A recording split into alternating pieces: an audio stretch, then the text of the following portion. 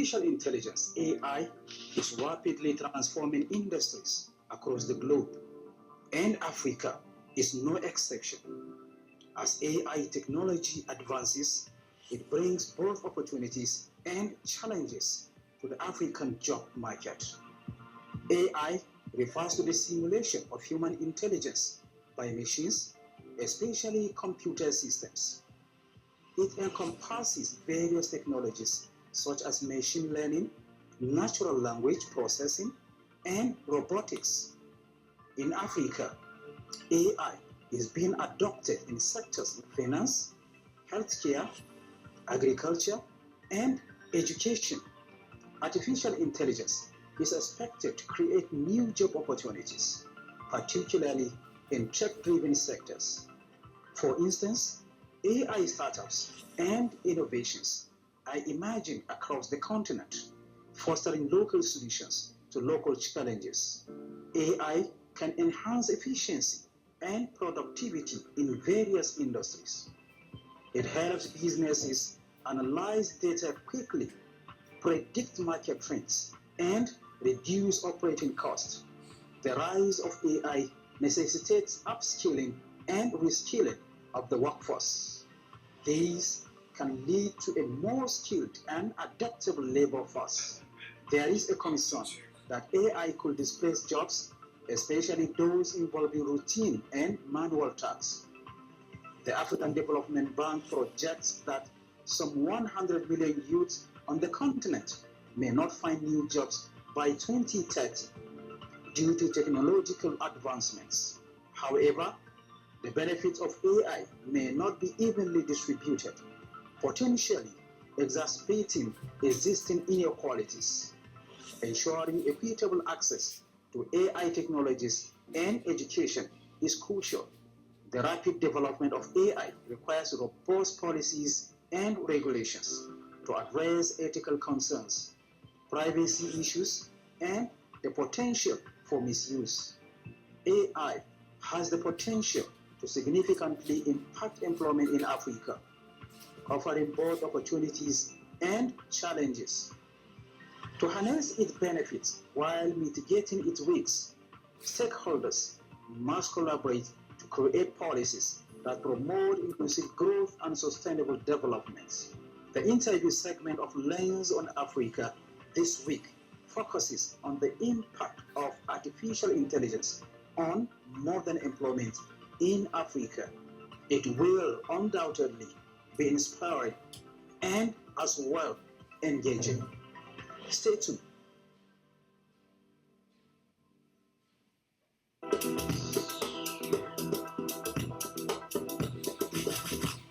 You're welcome back.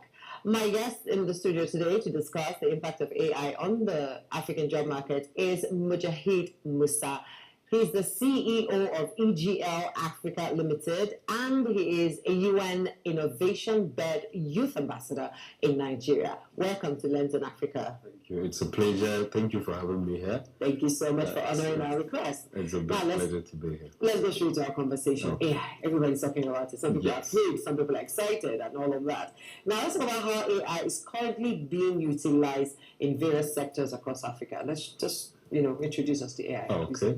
Well, before I get into that, I need to clear a misconception. Okay. I believe a lot of people have heard a lot of misconceptions about artificial intelligence, and they think this technology is like a rival. It's like something that's here to fight us. So before we dive into any discussion, I would like to make it clear that this technology is a creation of mankind, and it's something that is designed to empower us. It's something designed to make us better. Okay. So, back to your question, how the AI technology is being used to improve Africa. Yeah. Basically, AI is a technology that enables computers to have the thinking capability of a human. But before we get into how they're used, we need to understand what stage of artificial intelligence are we right now. So basically, AI has two main categories. We have this narrow AI, and we have the broad AI. So currently, all these complications and talks that people have, we're at the very early stage of this technology, and we're at the narrow AI. And these narrow AIs are just artificial intelligence. It's also called weak AI. So it's weak AI. That's all we know right now. That's all that exists. So this weak AI, it's a computer program that enables machines to perform single task very well, hundreds of times or millions of times faster than a human, and at the same time more efficiently, and it omits a lot of errors. So talking about how it's applied, hearing this, you can understand that this type of machine can be applied to almost everything in this world. So the major applications include agriculture. One of the, for example, major sources of revenue for this Nigerian economy is agriculture. So you can look at how do you basically apply artificial intelligence in agriculture. So there is something called precision farming. And as we said, these machines usually deliver tasks exponentially fast and efficiently. So think about the fact that if I tell you that all people that have been farming have been doing it blindly in the past, what would you think of that? Okay. Like the farmers were literally kind of blind. That's because how we farm, we usually it's mostly based on past experiences and guesses. Okay. You need to guess this is a soil, how much amount of fertilizer it requires to produce so amount of crops, and how much amount of water it might need, and when do you put that water. Do you know in the era of artificial intelligence there is precision farming AI, and this AI can scan the land, calculate the nutrients, determine the weather, and it can specifically tell you when you should put a fertilizer, when you should put a seed, and it's doing that with 100% accuracy. So basically, probably we've been farming, of course, and we've been getting the food, but this AI is here to make it all more perfect. Probably you've been applying the fertilizer 2 weeks earlier than it's supposed to, but you don't know because you don't know how much nutrients is in the soil, how much water it specifically needs. So this AI can be able to measure the amount of water, the amount of fertilizer and everything, and it gives you increased output. And AI is also being applied in education. You have a lot of AI teachers, a lot of AI stuff, and this thing is limitless. Now that brings me to my next question. Okay. What are some specific examples of AI creating new job opportunities in Africa? Because you've just talked about AI pretty much, doing a soil analysis that fast. It's creating jobs, or is it taking away? But my question, though, we'll come to that. My question is, how is it creating jobs in Africa? With all of these that you've just talked about in education, agriculture, and health, etc. So basically, this AI is creating a lot of jobs already worldwide, and Africa is not exception. When you talk about AI, it's something that is applicable everywhere in the world. Okay. And the first line of job, now we're entering a new era where we have machines as slaves, or like what people think that these machines are here to kill us, end us. But basically, these machines are like slaves to us, and we would reach a point. It's not a matter of if, it's a matter of when, because this is absolutely inevitable. We would reach a point where our skills are not needed because a machine can do it cheaper and faster. So, specific examples. The first line of job is called prompt engineering. Probably you've never heard of it. Actually, but yes. So, but in the past system, you need to go to school to become a doctor. You need to go to school to become a poet. You need to go to school to become an actor. But in the age of AI and prompt engineering, all you need to do, prompt engineering is like mastering how to command the AI. There is a way you put text into the AI and you tell it, okay, I want you to generate a whole type of graphics that is so like this. I want you to generate a movie. I want you to generate this. So the first line of jobs, people can actually become freelance prompt engineers. With prompt engineering, you can become a musician, you can become a poet, you can become a journalist.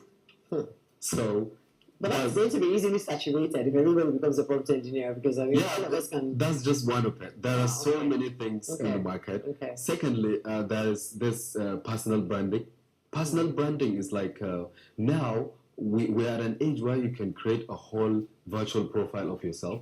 For example, you see me now, but I might have a virtual profile online that nobody knows who is behind it. It might be a white Japanese guy who is good in marketing and is doing wonders. He's doing online conferences and stuff, but that person isn't real. It's AI. So you reach an age where you can actually get to create a personalized digital version of yourself, and you can make a lot of money with that. You can monetize things, you can make marketing, and clear examples are probably some of our viewers might know there is a social media character I came across. I don't know who's the person behind it, but that's literally a virtual brand. Right. And the person is actually releasing contents that are getting millions of views and hundreds of thousands of followers on social media. And that content is being monetized and it's bringing millions of naira to the person's account monthly. This is just a normal Nigerian.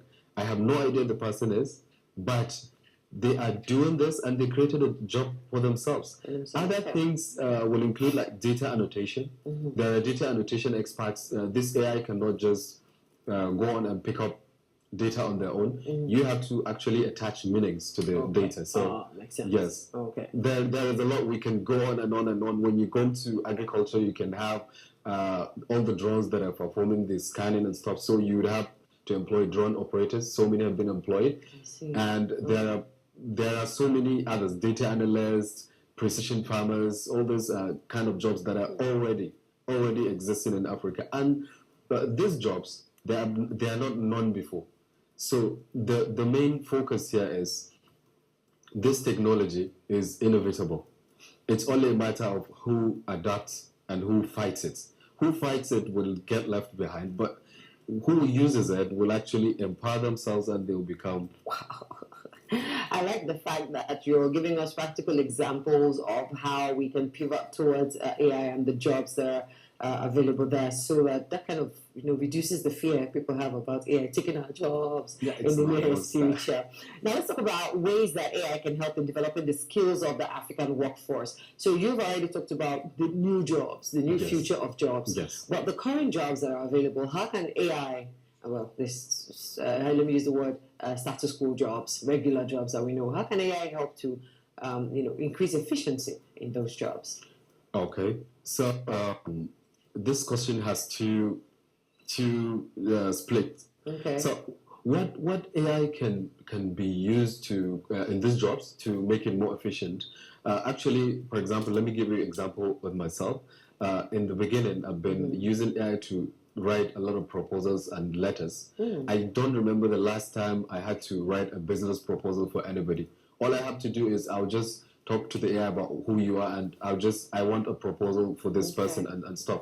So if employees get to learn about the application of it, they can actually use it to analyze data in their work. They can use it to write proposals. They can use it to create content.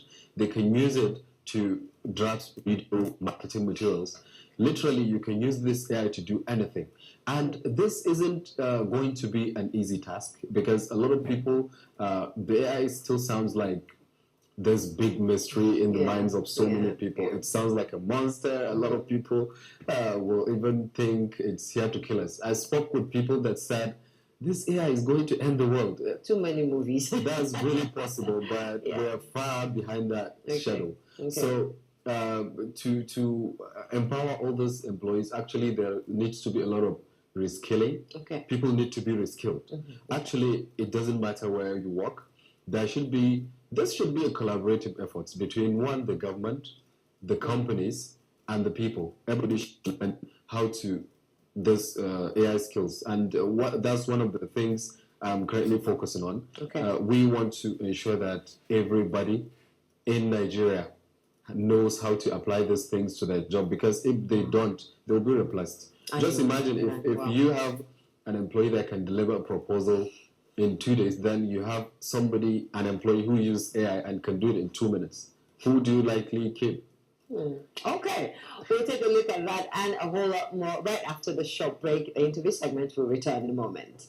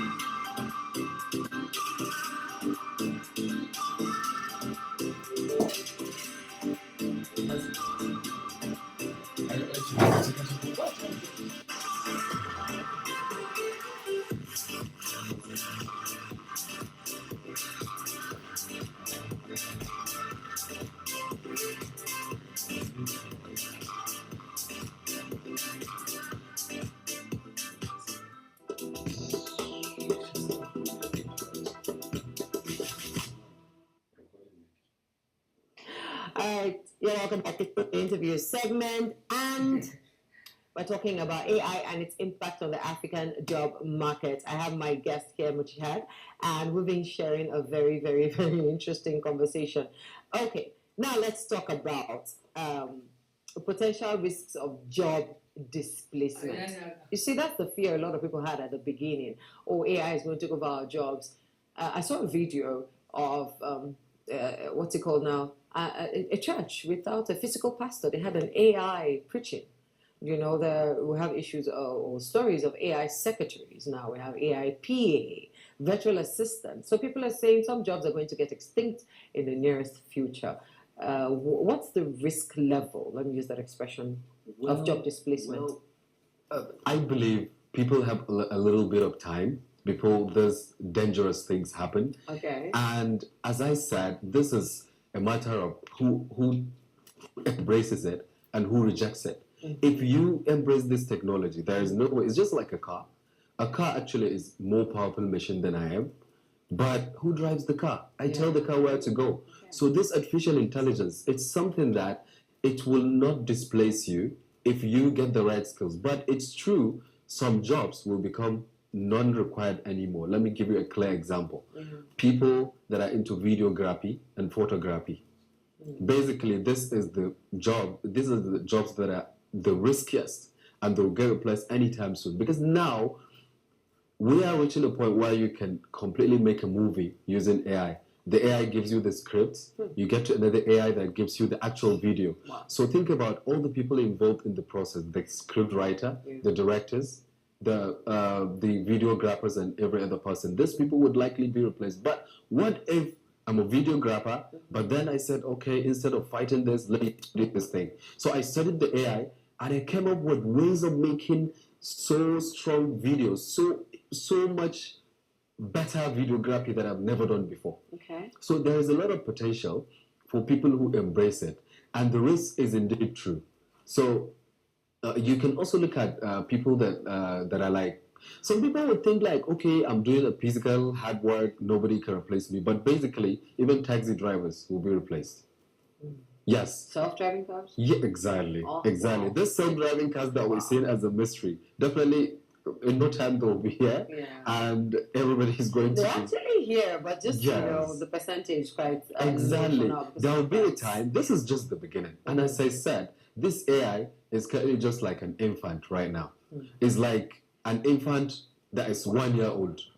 When it gets to 10, 20 years, it's going to transform from what we call now weak AI to strong AI. All these things that it's doing, it doesn't think like a human. It doesn't have the capability. But when it becomes a strong AI can do a lot of things. It can become two things: artificial general intelligence. And artificial general intelligence is still like a science fiction kind of thing. It's an AI that would literally think exactly like a human. It can execute things never done before. Unlike today's AI, they're narrow. What they do, they focus on one task. If it's a driving AI, it's just a driving AI. It would likely do some related things, but not much. So people need to learn how they can bring these things into their roles. Once they do, I don't think anybody is really at a serious risk. And again, we have time. So this thing is still a baby. So take advantage of that. This baby is growing really fast. yeah. Let's talk about ethical concerns. Because some people are of the opinion that, like you just talked about somebody writing a business proposal in 2 minutes, while someone else might take 2 days or 2 weeks or whatever. What are the ethical concerns? I mean, why should I get paid the big bucks if AI is doing all the work for me? And am I supposed to declare that it is indeed AI that did the work and not me? You know, because some professions demand some level of ethics for 26. So what are your thoughts on that? Well, I think the example you just gave isn't a matter of ethics. That's a matter of efficiency and speed. Okay. When you talk about ethics in AI, you're talking about data privacy and data security, and also truthfulness and objectiveness and non-discrimination. Of course, these things can exist because at this stage, the AI is still a baby and it's dependent largely on the data it's been fed on. Okay. So if you feed the data with the racist kind of data, if you feed the AI with Islamophobic kind of data or racist or something. It's going to be biased towards those. So, of course, there are ethical issues in it. Sometimes the AI can be wrong, it happens. And then the AI can be biased towards certain groups, it happens. But basically, this example doesn't correlate with that. These ethical issues are really actually important as well. How we need to look at them is this AI, since a lot of the things in the world would depend on AI. In the nearest future, the door to this place will not open without AI. Probably your car will not work without AI. Everything in your world. So you can think about a future where AI takes over everything. It takes over our finance, our communications, our everything. And you can say that, okay, how about data encryption? So these are the ethical concerns, and a lot of governments are currently developing frameworks to handle this type of ethics. A lot of governments are putting regulations on artificial intelligence, including inspection on what kind of data you're allowed to train the AI with, and you have to ethically omit criminal language from the artificial intelligence. But this is just for now. In the future, there is a level of AI that we will reach, and this AI will be training itself on the data that it wants. So you can train the AI on data A, but this AI is an artificial general intelligence, and it can generate its own data, train itself, and will actually be like a million times independent. Okay. Now, this conversation is quite an interesting one, but we need to speed it up. Let's talk about steps that you think we can take to prepare the current and the future workforce for the AI-driven job market. You already said AI is still in baby stage now. Yes. It's going to grow up. So it's either you accept it or you're left behind. So what can we do? What steps can we take, both as individuals or as government, to prepare the current workforce and the future workforce for the AI-driven job market? Well, as I started explaining earlier, this is a matter of collaboration. Everybody needs to bring hands together.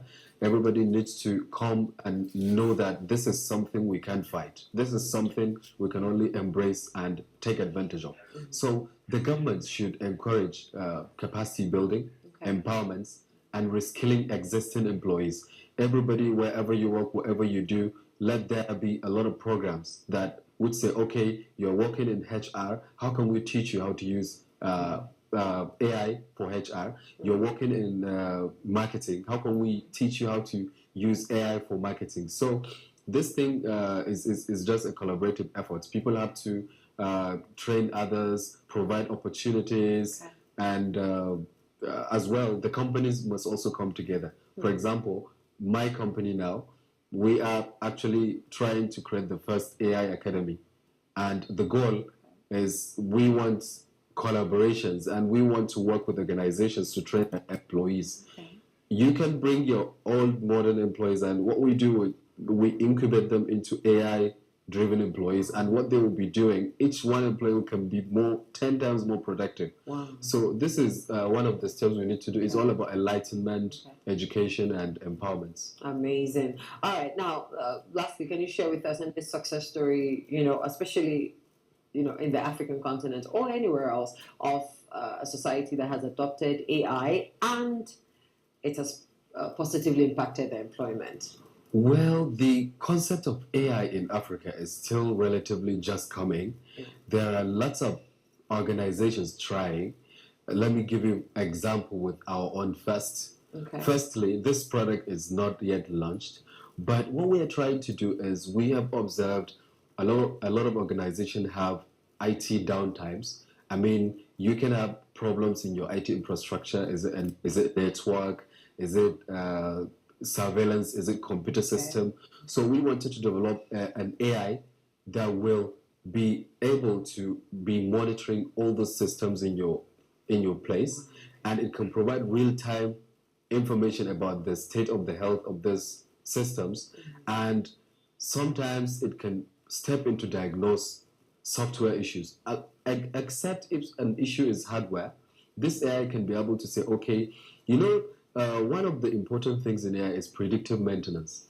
So with predictive maintenance, what it does is it brings together a number of sequences and data, and it says in so couple of minutes, this car will crash into this building, calculating how fast the car is going and how much distance there is to the building. It can quickly draw a conclusion that there will be a crash. So when you integrate an AI like this into an IT system, you can be able to say, okay, this person is overusing the computer. This computer has so amount of memory, but this person has opened 50 apps, which would likely lead the computer to crash in the next 2 minutes. Wow. So how about you have an AI that can step in and kill unused applications in the background? Wow. So one of the things, and also AIs that can send notifications to the people. So aside from that, I think a lot of companies in Africa have tried. I heard a company in South Africa called M-Pesa, and what they're doing is they're trying to introduce an AI that will it's like a banking kind of AI. Okay. And what it does, it will like take you through a whole transaction, not like in the traditional way where you have to click on this, click on that. The first time you open the app, it will show you recommendations on who to transfer to, and it will just like, I think in a second or something, it can automate everything. So yes, and additionally, a lot of companies have used the most common application of AI, chatbot. So gone are those days when you actually need a human to handle customer care. You can actually have an AI to answer phone calls in your organization. You can have an AI to respond to chats. Yeah. Personally, in our company, we've been using AI chatbots for a while.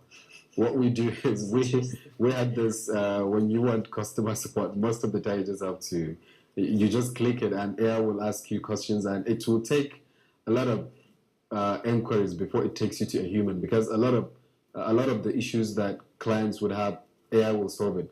So so many organizations actually apply AI to handle customer care, including calls, emails, and every other thing, even meetings. You can actually get a virtual avatar of yourself to attend meetings for you. You don't have I've heard that one. I've heard it, but I've never explored it. I don't know if it's fear or lack of information. Thank you so much. I've been speaking with Mujahid Musa. He's the CEO of EGL Africa Limited and a United Nations Innovation-led Youth Ambassador for Nigeria. Thank you so much for such an enlightening conversation. Unfortunately, we don't have enough time. It's a pleasure. We don't have enough time, but we're going to reskill and upskill so we're not left behind. Absolutely. All right. And to you who's been watching, thank you so much for staying tuned. Coming up next is Kingdoms and Chiefdoms. And today, the Dahlak Kingdom, a local kingdom that played a significant role in the regional politics of Ethiopia, Egypt, and the Arabian Peninsula, is up next. Stay tuned.